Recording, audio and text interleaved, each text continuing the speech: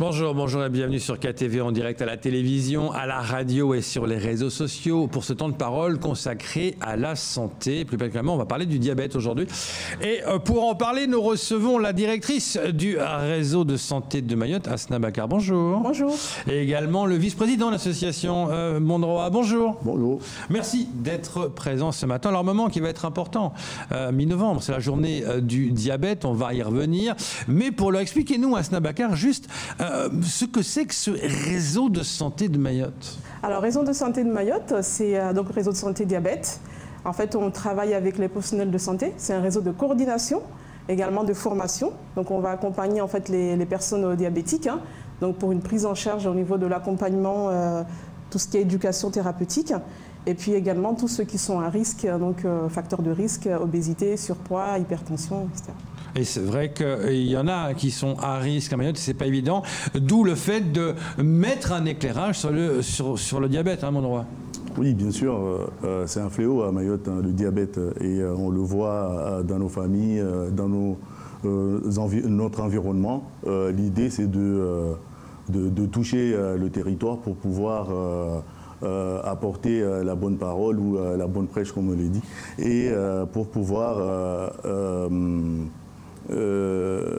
informer la population et donner la bonne pratique pour aider les personnes malades. Oui, parce qu'on aime beaucoup manger, boire, et souvent l'alimentation n'est pas forcément très saine, et ça peut donner du diabète, d'où cette idée de comment savoir cuisiner et ce concours culinaire.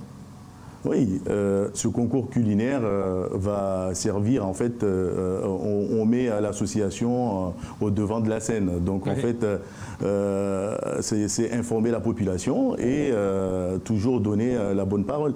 Ce concours va permettre de nous rendre visibles sur le territoire. L'idée, elle est là. L'idée également, voilà, le principe est simple, on a une recette à faire. Comment ça se passe exactement? Alors, donc, on a lancé en fait le concours. Donc, les participants doivent s'inscrire pour donc être sélectionnés par la suite. Donc, normalement, quand ils s'inscrivent, ils présentent donc un plat. Ils vont cuisiner un plat, en groupe, 3 personnes maximum.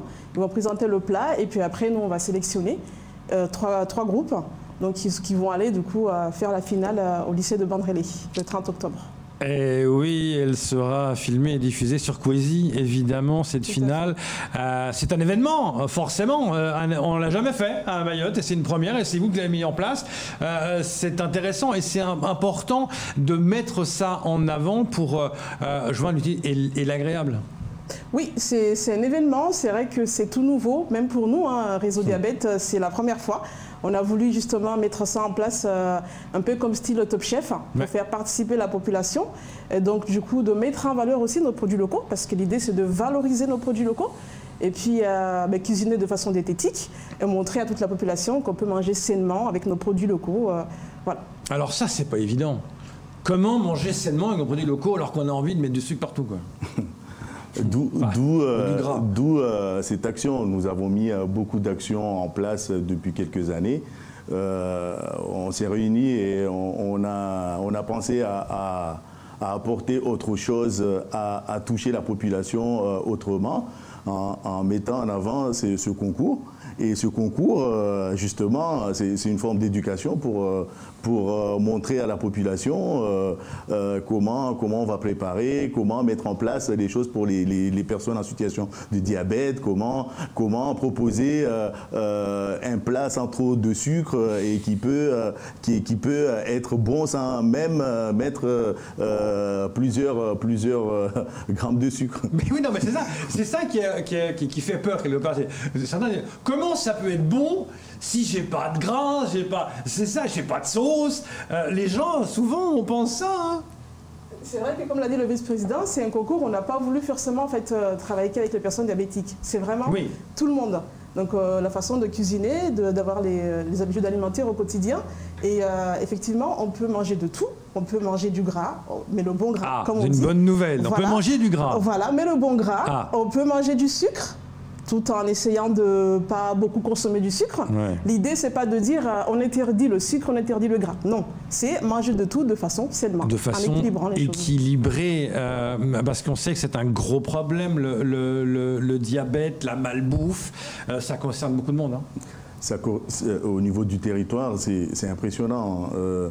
Nous devons aller au plus près. On a pensé que mettre ce concours en avant peut sensibiliser la population. C'est vraiment important parce qu'on a une façon de manger actuellement qui manger ou boire les boissons sucrées qu'on retrouve un peu partout, sodas, oui. les sodas qu'on retrouve un peu partout actuellement.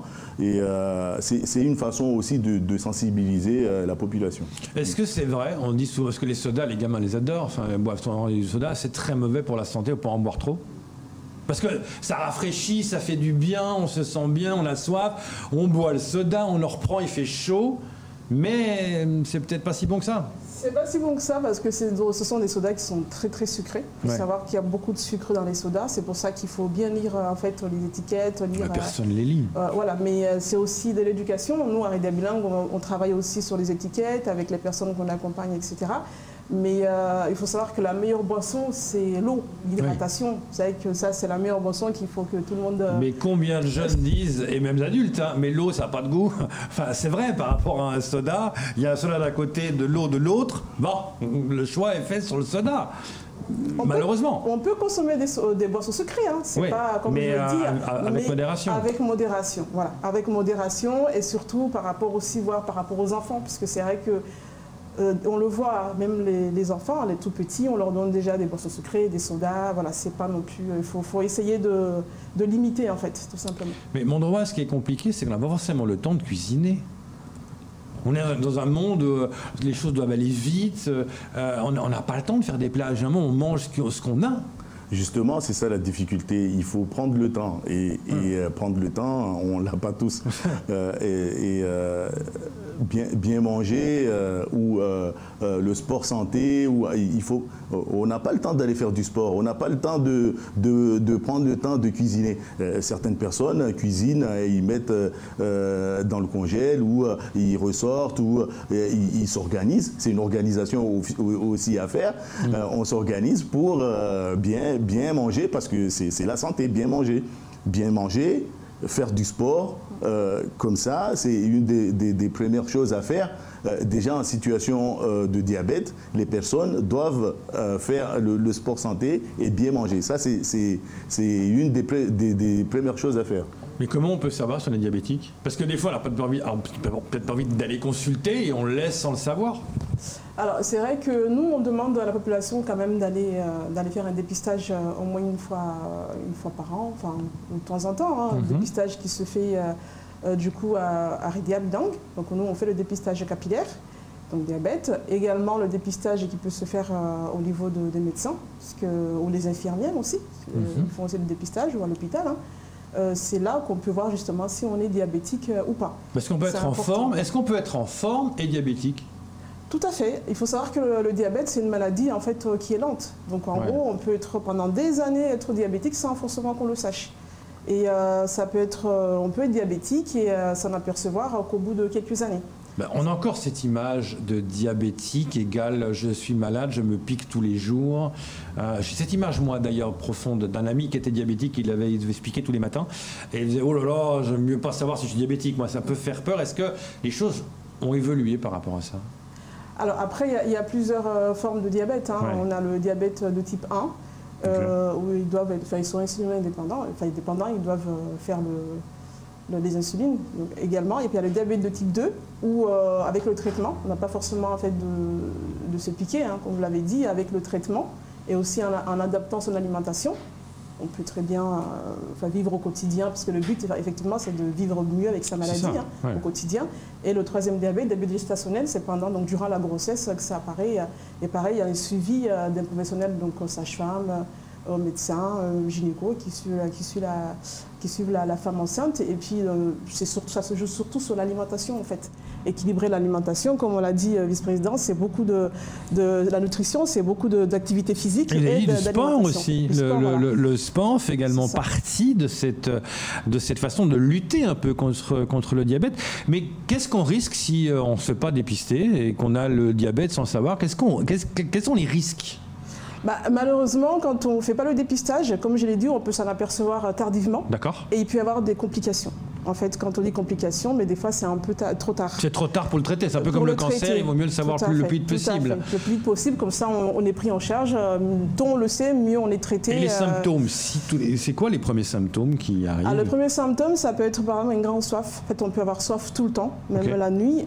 Uriner aussi, on peut aller beaucoup aux toilettes, même la nuit, se lever tout le temps pour aller aux toilettes, pour uriner. Et puis après, tout ce qui est maux de tête, grosse fatigue aussi, et puis perte de poids. Ce sont les signaux à capter si jamais, oh là là, il y a ces signaux-là, je vais quand même faire un test pour me faire dépister, et vous prenez justement après les personnes en charge. On prend les personnes en charge au niveau de l'éducation thérapeutique en fait, parce que nous on ne fait pas de soins, c'est vraiment l'éducation. On fait l'éducation thérapeutique du patient, donc ça peut être les personnes qui sont déjà malades, donc diabétiques, ou bien même, comme j'ai dit, toutes celles qui sont à risque, surpoids, obésité, parce que c'est des facteurs justement qu'on traite bien, c'est la prévention, pour éviter justement de tomber malade. Donc ça peut être tout ce qui est maladie cardiovasculaire, hypertension artérielle, tout ça. Bon, on parlait de malbouffe. Est-ce qu'on a une chance aujourd'hui de ne pas avoir tous ces fast-food qu'il y a en métropole, qui eux sont l'un des accélérateurs de malbouffe? Justement, cette arrivée de malbouffe chez nous, c'est cela qui a accentué justement le diabète dans le territoire. Moi, ce que je propose, c'est que on peut bien manger sans forcément aller acheter ces genres de choses. On revient à ce qu'on faisait avant, manger sainement. On a tous dans nos cours de la salade, des feuilles, des breads. Il faut varier la nutrition, manger 5 fruits et légumes. C'est cette fameuse phrase, manger 5 fruits et légumes par jour. J'ai essayé, je vous jure que j'ai essayé. J'y arrive pas. Non mais c'est vrai, c'est une phrase qui a marqué les esprits. Après on dit non, nom de Zeus, j'y arrive pas quoi. Mais il faut quand même varier, c'est ça. Non mais en fait, moi je caricature un peu, mais en fait quand je dis 5 fruits et légumes, c'est ne pas manger un peu de fruits, ne pas manger que des pâtes ou que de la viande. Exactement. La nourriture avec nos manzaras et autres, surtout pendant les vacances, on se ramène à les manger, à emmener le reste à la maison avec les boissons. On se retrouve dans nos frigos avec plusieurs canettes de boissons. En fait, diminuer parce que nos enfants aussi prennent l'habitude à boire les sodas qui sont là, parce que s'il n'y en a pas, on ne demande pas. Mais s'il y a dans le frigo, les enfants, ils demandent. On va pas s'en priver. Voilà. Est-ce que vous allez dans les écoles justement pour sensibiliser par rapport aux gamins? Nous allons dans les écoles, établissements scolaires, donc on sensibilise les petits jusqu'au lycée, puisqu'on va partout dans les écoles. On fait la prévention primaire qui est quand même importante, donc on fait la prévention, on sensibilise sur l'alimentation, la nutrition, comme on l'a dit, et puis même aussi dans les entreprises, que ce soit privé, structure publique, on fait aussi le dépistage au sein des entreprises. Donc voilà. Juste pour ajouter ce que Asna vient de dire, l'idée de cette année, en 2022, c'est vraiment d'aller au cœur des villages et des quartiers. Donc Redia Bilang va se déplacer avec son équipe pour toucher les CCAS, pour toucher les personnes ressources, pour toucher les associations ressources, carrément pour que l'environnement ou les personnes malades soient au plus proche et au plus près des informations et de Redia Bilang. Et le 14 novembre, donc c'est le jour, la journée mondiale contre le diabète, et il y aura donc cette finale qui sera diffusée sur Kwezi. Les équipes vont s'affronter pour justement faire de la bonne bouffe, on va dire. Oui. On peut dire ça comme ça. La bonne bouffe, oui, mais surtout... La bonne nourriture, le bon plat. Voilà, bon plat, équilibré, donc tout ce qu'il faut, avec bien sûr nos produits locaux, toujours à l'honneur. C'est important. C'est important. Et puis aussi tout ce qui est aussi respect de l'environnement, sécurité, voilà, on va essayer de tout mélanger ça. Et ça va donner un truc. Aïe, aïe, aïe, aïe, aïe, moi, je vous dis que ça, hein. Vous le verrez le 14 novembre sur Coezy, forcément. Merci beaucoup d'être venu ce matin. Merci à vous. Pour Merci. parler de ça, c'est important d'en parler. Merci. Merci. Merci, c'est tout pour ce temps de parole. Tout de suite, la suite de vos programmes. Voilà.